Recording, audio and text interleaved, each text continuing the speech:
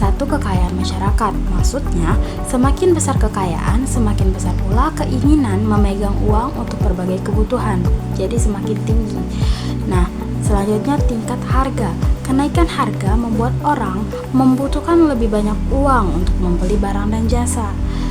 Dan yang ketiga, tersedianya fasilitas kredit. Ini adanya kredit memudahkan orang bertransaksi tanpa harus memiliki banyak uang tunai. Nah, yang keempat, sistem pembayaran yang berlaku. Nah, penggunaan kartu atau pembayaran digital mengurangi kebutuhan memegang uang tunai.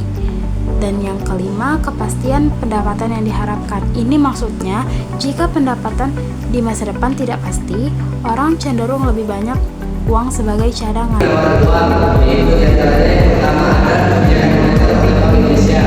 Kebijakan moneter Bank Indonesia itu mengatur jumlah uang moneter lewat suku bunga, cadangan bank dan operasi pasar.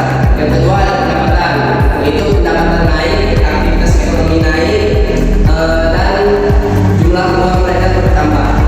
Selanjutnya ada faktor mempengaruhi pendapatan keuangan seperti kebijakan moneter, ada pendapatan, dan yang ketiga itu ada nilai rupiah. Di sini aku membahas tentang kebijakan moneter, yaitu ada 4. Yang pertama ada open market, yaitu jual beli surat berharga pemerintah untuk mengatur jumlah uang.